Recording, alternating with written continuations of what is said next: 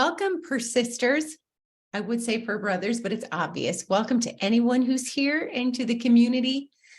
It's Lizbeth. I'm so happy that today, number one, is ending. I'm recording on March 27th, and I suspect this will be actually ready to listen to maybe by May. But I really have grown to love the work of Deb Weiss, who goes in her book by Debbie Weiss. If you're on YouTube, I'm holding up her book because I've long had it. She and I connected before she finalized how she was going to get it published.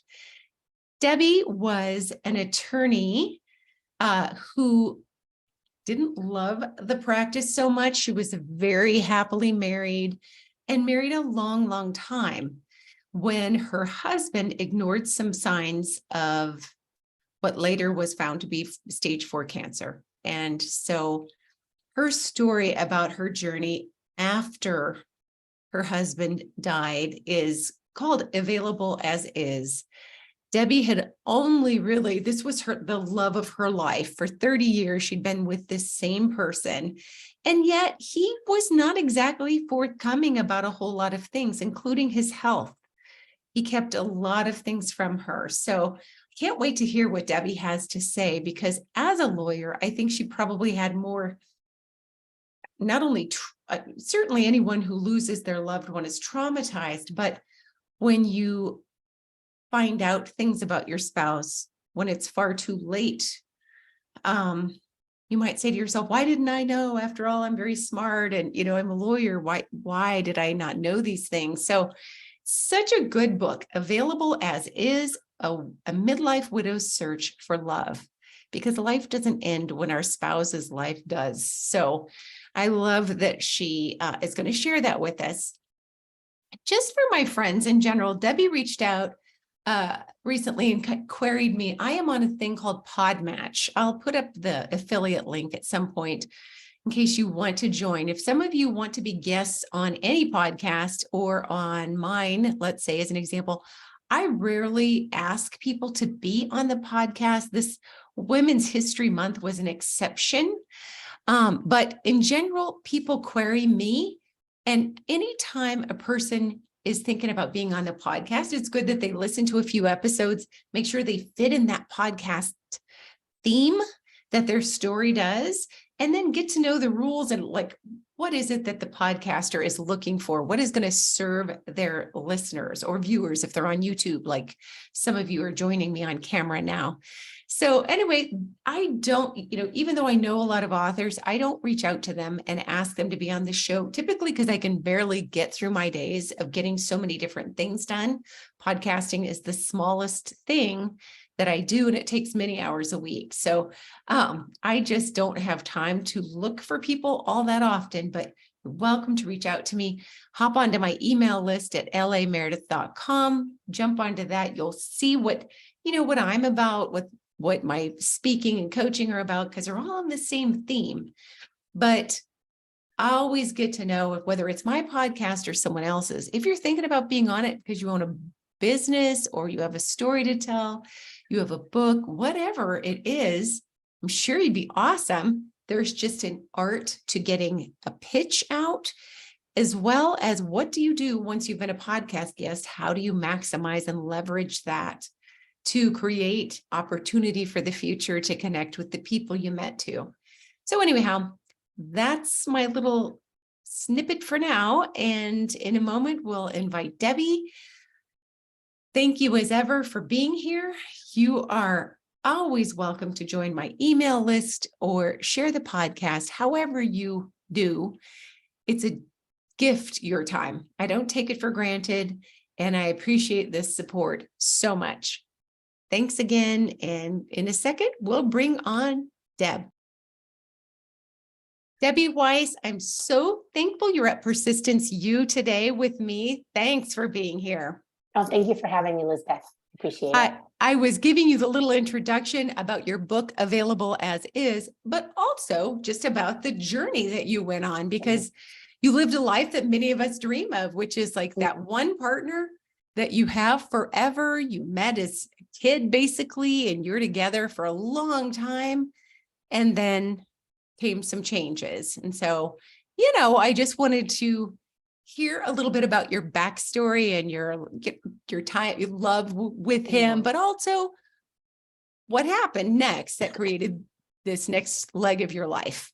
Oh, well, I'd known George, my late husband, George. We met when I was 7 and he was 11. He was 4 years older, and our parents worked together. Right. And then we started dating when I was 17 and he was 21, a senior at college. He was an engineering major. And we were together for 32 years. Wow. I went to law school. He switched engineering jobs, moved in together. And then in 2009, he was diagnosed with cancer, and it was metastasized, and we had a few good years. We did. That was great. But he passed in 2013. Oh, wow. I'm so sorry. I'm so sorry. I just, you have the dream together, that sort of fairy tale of meeting his children, and then that love stayed. And then I remember reading that he wasn't necessarily super on his details. Like, he kind of ignored the signs perhaps, and didn't keep you in the loop with his health, even as he was going through this process. Can you say a little bit about that? Because I think some people feel like, oh, I would definitely have end of life conversations, or I couldn't imagine asking about such personal things. So tell us a little bit about your journey, please.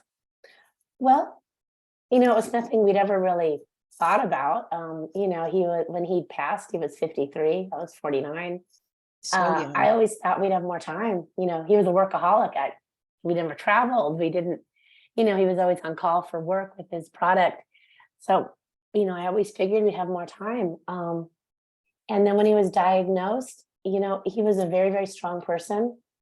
And originally he was just very strong. And he said, I'm going to do this myself. Right. Didn't want me going to the hospital. Wow. Didn't want me to go to chemo with him. He just would go and do it all himself. He would go to chemo and go grocery shopping afterwards. Did you feel like he was sheltering you? He was trying to protect you. Okay. I did. My mom died young, and she passed at the same hospital. Right. He was getting treatment. And I think he just always saw me as someone who needed protection, which was unfortunate because I'm a lawyer and I can get things done. I think I'm competent. But he just really wanted to protect me. And I think it also, I'm kind of an anxious person. I don't think he wanted that cancer to bleed into our whole life. We didn't really talk about it, but I think he did say he kind of treated this like another meeting, like chemo was another work meeting. Right. That's an interesting way to put it. It is. Which is one thing I love about your writing, is very funny, Thank you. And even in the midst of really hard time, honestly, we could always find somewhere to laugh, but there were some times of dark humor. But yeah, he treated it like a meeting, an executive board meeting that you weren't invited to. Exactly. Yeah, exactly. This was something he did on his own. It was like a field trip and I wasn't invited or something, Right. But I mean, I think he really wanted to protect me. But I also think, again, that he wanted to compartmentalize it. Sure. And that probably had its good sides for you in some ways, maybe, but there are a lot of downsides, I would imagine. There were a lot of downsides, and he was a very, very strong person, and I couldn't change it because I did want to go with him, and I did want to talk to his doctor, and I did want to ask questions, and I didn't want to find out the information at the end when it was too late. Right. I had wanted to be more involved, but he didn't want that. He also kept his parents out of it as well. Okay. And that was very, very hard on them, That had to be very hard on them. I could imagine. At least, it wasn't personal. This was his way of handling it, but it wasn't helpful in the end. So how long between diagnosis and that process? That was a couple years, wasn't it? Yeah, it was about 4 years. He lasted a lot longer than doctors thought, which was great. Wonderful. We had years that were very good from 2009 up until the beginning of 2012, maybe. The last year got really declined. But we had a few good years, and he just kind of kept doing what he did. He didn't want to travel. He didn't want to do anything out of the ordinary. He just wanted to do home improvement projects and cook. and quote Wow. and code. Oh my goodness. My goodness. Was there a time when you knew like, oh, this is not going to get better? Or did it just kind of happen because of his communication techniques? Well, his communication techniques were misleading. Yeah. And he kept telling me, oh, I'm fine. And some of it was true. At the Right. beginning, his numbers were very good. He seemed to be, he was working full time. The doctors were amazed. But as things got worse, he kept telling me they were getting better. And at that point, trying to piece things together after the fact, I think he slipped into denial. When I looked at his medical records, which I did when he wasn't looking, I guess the cancer had spread to his brain. Oh, And I no. don't know if that influenced his behavior or not. But I believe at some point he slipped into some kind of weird denial thing, or he thought he would just minimize it to the extent and then he'd be gone. But that was hard. That made this very hard. That would be very, very hard. Your book does cover a lot of that somewhat about your childhood, now that you're reminding me of it, your own losses, and then this, because I think those losses and grief, one loss triggers all the others you'd had, it just feels that way, like a domino effect. It's like they may have been living in remission, those feelings, but suddenly with a new loss comes all the old ones back. And, you had a lot coming at you. What was it like after he died, trying to pay bills or trying to do the things that he'd always taken care of? Oh, it was, that part wasn't that hard. The hard part was reconciling my faulty caregiving, because since he thought he was getting better, he turned down outside help. So I was being his caregiver, and I was Oh. angry and sleep deprived because I was, up several times a night breaking, ammonia capsules into a nebulizer and doing all this. And I was very stressed, so I was angry. And, I remember my last words to him were, what's your effing Wells Fargo password? Because I didn't know how to do anything. Mhm. So I figured things out in, bits and pieces. But it was really reconciling the fact that we didn't have a good end of life. And it did feel that he excluded me. And, up until he was really, really sick, we were best friends. Yeah. Wow. It's very clear. I mean, it was a very good Mm. marriage. And I've always heard, and this would have to be me book learning, it's not been my real experience, but that that people who have had a good loving marriage or a good loving relationship, they're much more likely to want to duplicate that and to have the skills to sustain that. I mean, you definitely did you were only like 50, basically, not even 50. So you had to have a lot of life ahead of you. So the process of dating, I think that could be so daunting after 32 years with the same person, this one person. But you took it on like a champ with mixed results at times. True. Can you tell us just a tiny bit about the kind of mindset that you had to have? And I mean, did it ever dawn on you that you might never find love again? Because that's where my mind would go, but you seem to be just very good and determined. I was determined. There were times when I did not know that I would find a second love. But, I was lonely. George and I never had children. And my family's very small. I have an elderly dad and a stepmom, and that's about it. And George's parents, who are wonderful to me after he passed. Yes. But I was lonely, and I was 50, and I wasn't sort of ready to give up on love or give up on companionship. Right. So I decided to give it a try. I mean, I didn't feel that I needed someone. So if it didn't work, the world wouldn't end. Right. And I also, I went straight from, I did been with George since I was 17. So I was a little bit curious to see what it was like to date as a grown up.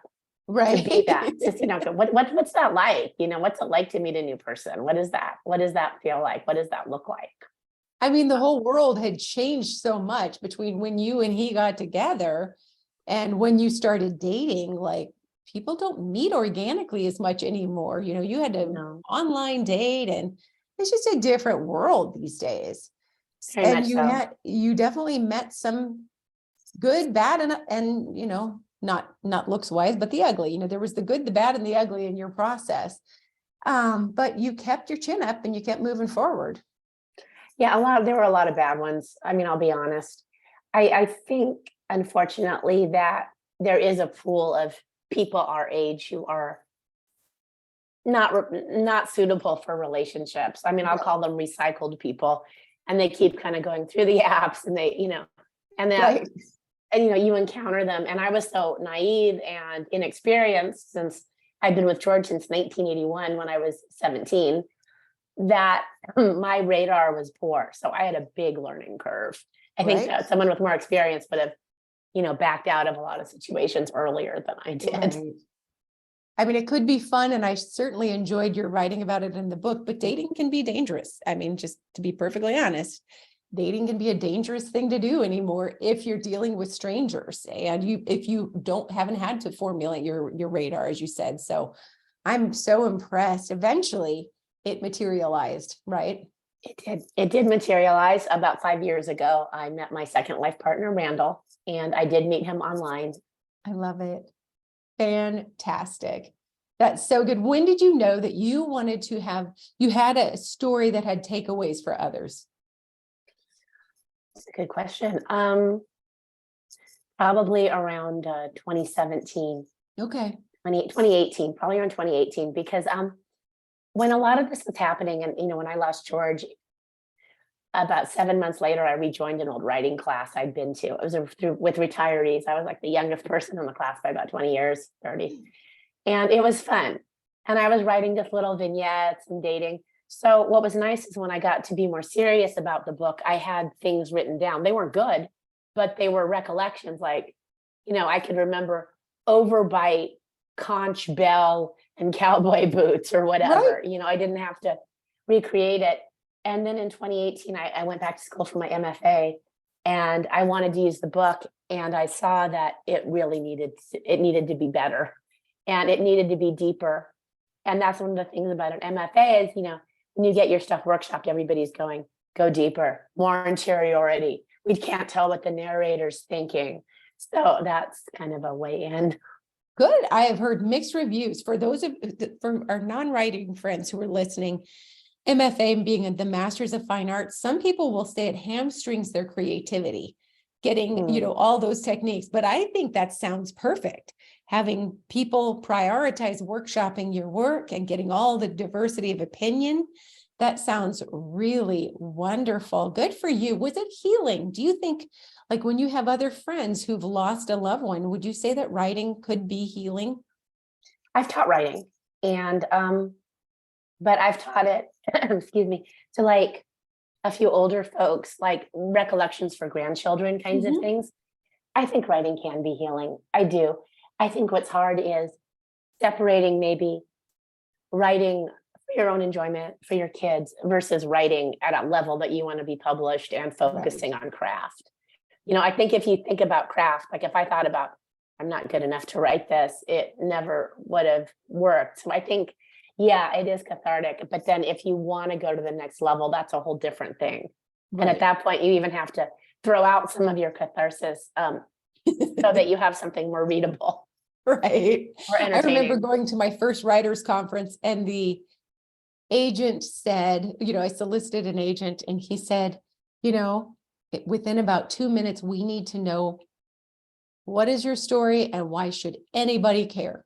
Because, and it is true, the world is filled with billions of people. We all have interesting stories of equal importance. So why should we care? And so I think you do a really good job of pulling people in from the beginning, because that's really hard information to hear when someone's thinking about writing, is someone looks at you like, well, what, and why am I reading this? I know. But No, it's I helpful. agree. It's helpful. It's one thing to do legacy writing, which is still very cathartic. It's Oh, yeah. another to do for publication. So back to your journey of kind of recovery and dating and all of that. Now that you look back on it, what do you wish that you would have known Or what do you wish for other people whose spouse or partner may be dying? Or maybe not. And we think that this is going to last forever, and we get comfortable not, let's say, hypothetically paying the bills or dealing with certain things around the house or whatever. Or what do you wish that people would know so that they can be prepared? Because I feel like you were left a little flat-footed. Oh, I was. I mean, George was an engineer and very technical, very, he very complicated. I mean, I couldn't even turn on the stereo in our living room when he passed. I could barely watch a movie. I mean, one thing I would say is it's good to know where your finances are, where your bank accounts are. It's much simpler if you put both your names on it. For some reason, I could get most things in my name, and I must have spent about 140 hours getting one silly car in my name, because that was his old car. That was the killer, because that was just the hard one to do. So Getting the transfer of title, was that what it is? Yeah, it was a Okay. transfer of title when it was in his name. Okay. The bank accounts and stuff, they weren't that hard. One thing that I did do when he passed was we paid off our home. There wasn't that much owing, and we did that. And we also got a trust and a will.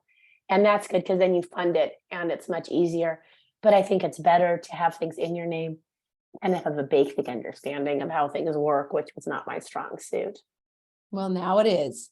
Yeah. Now it is. I mean, that's the really beautiful thing, was that you found yourself in a place you didn't think might be going to happen. And who would in your 40s think that that was going to be your future? But you did manage to, recalibrate, pivot, and you're doing it. Yeah, I did manage to create a good life, because I was very isolated. And at one point I really did have to say, okay, you're going to sit in this house and you were going to be so alone.